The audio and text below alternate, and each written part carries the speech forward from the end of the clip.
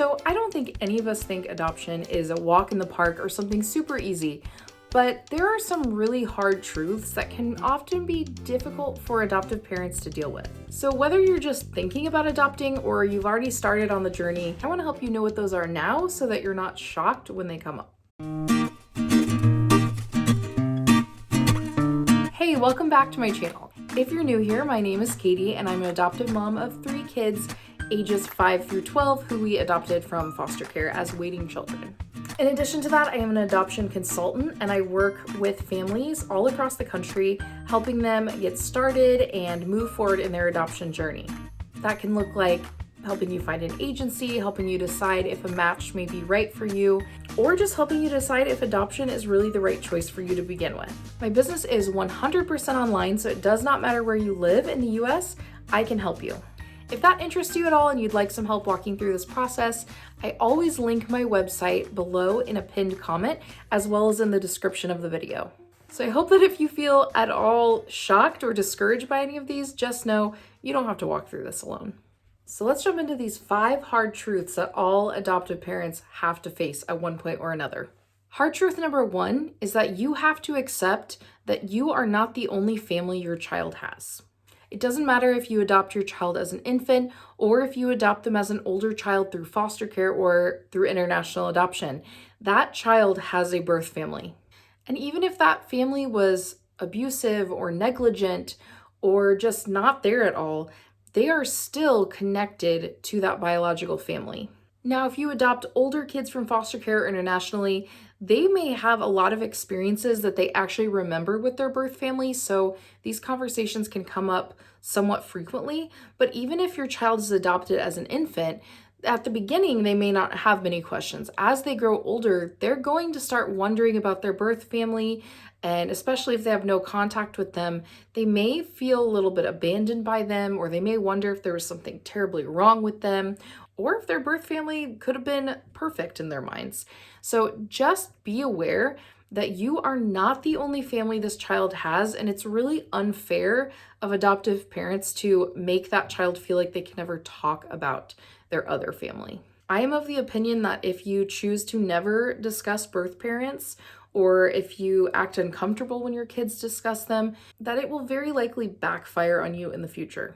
Some adoptive parents feel somewhat threatened when they hear about the birth family, as if they're not enough for their adopted children. And the truth is, we're not enough for our adopted children. We are never going to fulfill them completely in every way. They experience loss, they experience trauma, and so we can't fulfill them entirely as a parent. They have other parents that they know exist or maybe did exist. It's very common for adoptees to be curious about their birth family or possibly want to maintain contact or meet them in the future. This is why I recommend, if at all possible, if it is safe for your child to have some sort of contact, or if you can't have contact, to at least make talking about birth family and bio parents a regular part of your life, and make sure that your children know that you are open to listen to that.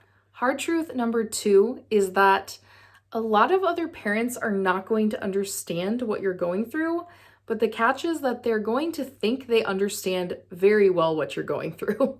So I think well-meaning friends who are parents may say things like, well, all kids do that. If you express a concern you have about your child, something that you are fairly positive is a trauma response or a trauma behavior, and you're maybe voicing that concern, if you are friends with some other parents who have not adopted, they have biological children only, it is somewhat common for them to say things like, oh, well, all kids do that. No parenting is easy, things along those lines. And I just have to tell you, it can be really disheartening to hear stuff like that, even though I sometimes think it's coming from a good place. They want to reassure you that you're doing fine. It can be a little bit difficult because you kind of feel like they're invalidating your feelings about the situation you're in. Or they may see a problem, but they may give you some advice that isn't advice you should really follow because it's not trauma-informed parenting. This is not to blame friends of yours who are parents and have not adopted. There's nothing wrong with that at all, but it's just the types of parenting we're doing are oftentimes very different, and that's okay. They don't have to parent their child the same way we do because they have a totally different situation. Occasionally, you may run into someone who almost feels like they're trying to prove that the parenting that they're doing is just as hard as the parenting you are doing. And listen, while I know that all parenting is hard, and I do not think that all adoptive parents have it worse or a harder situation than any biological parent, not at all. But I do think that in many situations, what adoptive parents are going through is just another layer of parenting, another layer of difficulty on top of how difficult and stressful and high pressure parenting already is. And so as an adoptive parent, you can almost find that people are a little sensitive. They might feel that what you're suggesting is almost that the parenting they're doing is not really that challenging compared to what you're doing. And obviously, they may be defensive about that. And that's totally understandable. All parenting is hard. All parenting is stressful, challenging. And so, but sometimes they don't quite get the additional layer, and that the type of parenting we're doing is different. We don't have that automatic bond with our child. It takes so much effort to build that and so much trust to build that. And like, here's the way that I look at it. If I were to meet a parent of a special needs child, like let's say a parent of a child with severe autism or with Down syndrome, or even like a really intense medical diagnosis, I would never assume that the parenting I'm doing is as difficult as the parenting they're doing. But for some reason with adoptive parenting, that doesn't really play out. Like, I would never walk up to one of those parents and say, oh, like all kids do that. This is just normal kid stuff. Like, it's really not that different than my parenting, because it is different. A lot of our kids' needs as adopted kids are hidden. They're under the surface. They're not obvious to everyone. And oftentimes they don't come out until the child is alone at home with their family and, testing those boundaries and seeing if they actually are safe there. And so, unfortunately, the truth is you just have to accept the fact that you're going to be misunderstood, and it's going to be a little hard sometimes to fully interact with and share with parents who only have biological children. And the third one, I've talked about this before, but you may struggle a lot more than you think to bond with and attach to your adopted child. If you're anything like me, you had all these grand expectations of what you were going to be like as a parent, and you had watched all the sappy adoption videos of the days when people met their kids for the first time and they're hugging each other and it's just so beautiful. And you may have built up in your head that it's going to be easy for you, that you are going to just fall in love with your child and it's going to be just like they had been born to you. And while that is a beautiful thought and a beautiful sentiment, I think we put unnecessary pressure on ourselves to try to bond instantaneously, because guess what? It's not normal to bond instantaneously with a child you just met. And it's definitely not normal for them to do that to you. Like, it takes time to build a relationship. And so just a hard truth is that it may be more difficult than you expected. And you know what? Your personality may just not mesh with your child's personality at all.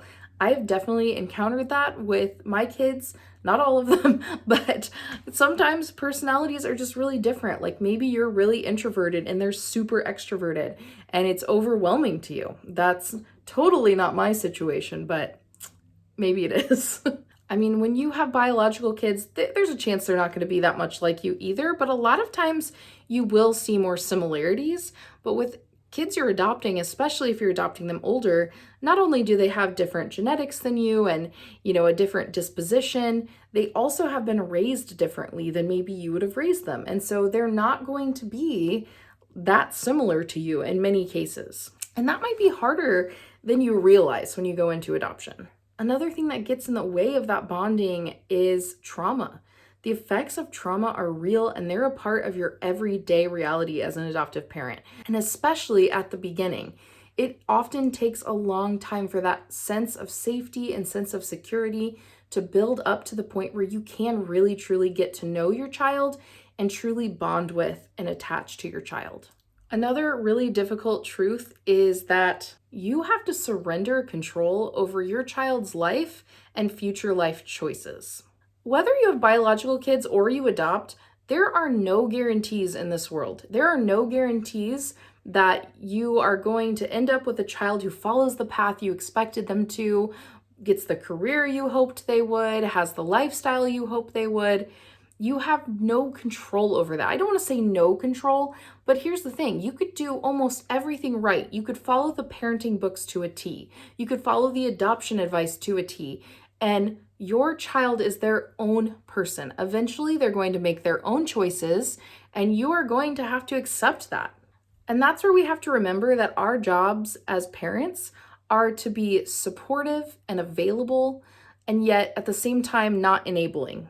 And I think this really helps when you can understand and really accept the fact that you are a separate person from your child. A lot of us view our children as reflections of ourselves, and if they're doing badly, it makes us feel like we're doing badly. And I'll be honest, I struggle with that sometimes as well. And this is where, if we can separate ourselves from that child in terms of our identity, that can often help us accept them and love them as they are and walk with them where they are.